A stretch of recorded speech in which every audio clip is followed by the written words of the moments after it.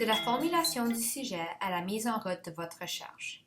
Cette vidéo propose 3 objectifs. Montrer comment cerner un sujet pour votre travail de recherche ou essai, recommander la meilleure première étape à entamer dans votre recherche et présenter des stratégies vous permettant de réduire ou d'élargir votre sujet. Vous avez à choisir vous-même votre sujet? Formidable! Pour trouver des idées, vous pouvez revoir votre plan de cours, la liste de lectures obligatoires ou le manuel. Votre professeur pourra aussi vous proposer des pistes si vous prenez soin de lui en demander. Il y a 2 étapes pour définir votre sujet.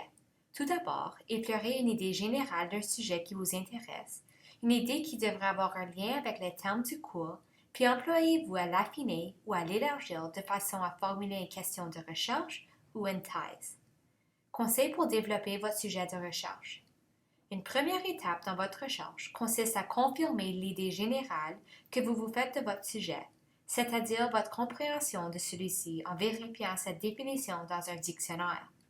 La bibliothèque dispose de nombreux dictionnaires spécialisés, en ligne ou imprimés, portant sur la terminologie de disciplines particulières.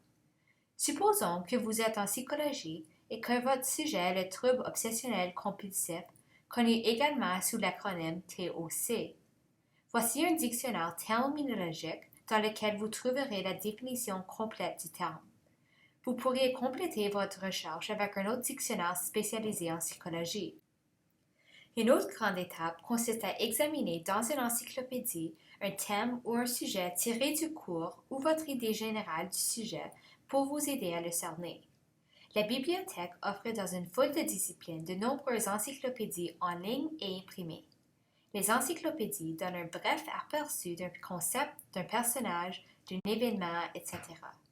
Les articles dans une encyclopédie incluent aussi une bibliographie qui vous offre une liste de ressources que vous pouvez également consulter. Un tutoriel complet serait consacré à la recherche dans le catalogue, mais pour l'instant, voici quelques conseils. Pour trouver des encyclopédies ou des dictionnaires spécialisés, cherchez dans le guide de recherche de la discipline ou entrez les termes de recherche dans le catalogue comme suit. Entrez le nom de la discipline qui vous intéresse, suivi de encyclopédie ou de dictionnaire. Comment savoir si votre sujet est trop vaste ou trop spécifique? Par exemple, si votre sujet est le trouble obsessionnel compulsif, essayez de faire des recherches là-dessus dans le catalogue et en préparant les termes en anglais et en français. Il y a de très nombreux livres sur ce sujet.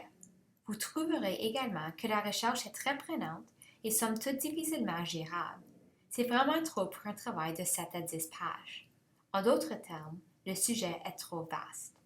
Voyons un autre exemple et supposons que vous avez formulé votre question de recherche comme suit. Le trouble obsessionnel compulsif est-il plus fréquent chez les adolescents issus d'une famille monoparentale? Essayez de faire des recherches là-dessus dans le catalogue. Il est presque impossible de trouver des études sur ce sujet, car pour un travail de premier cycle, il est trop circonscrit.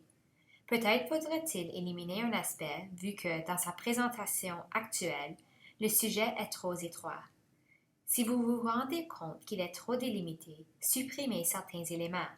Ah, ça y est, le trouble obsessionnel compulsif est-il plus fréquent chez les adolescents? Si vous trouvez que votre sujet est trop vaste, essayez de le restreindre en vous posant les 6 grandes questions, à savoir qui, quoi, pourquoi, où, quand et comment. Si vous prenez par exemple le trouble obsessionnel compulsif, posez-vous la question « De qui voulez-vous parler? » Réponse « Des adolescents. » Très bien, mais quel aspect? Dans quelle optique ou comment? Quelle est la fréquence du TOC par sexe? Les autres questions pourraient ne pas être toujours pertinentes. Il se peut que vous n'ayez qu'à en aborder quelques-unes. Maintenant, votre sujet est formulé en une question de recherche. Le trouble obsessionnel compulsif chez les adolescents est-il plus fréquent dans un sexe? Ou encore, vous pouvez le formuler comme une thèse à argumenter. Le trouble obsessionnel compulsif est plus fréquent chez les adolescents de sexe masculin. Vous n'êtes toujours pas sûr si votre sujet est trop vaste ou trop étroit? Consultez le professeur. Cela devrait suffire pour cette vidéo. Nous espérons que les approches mises en avant vous aideront à formuler votre sujet avec justesse et pertinence. Veuillez passer maintenant au quiz numéro 4.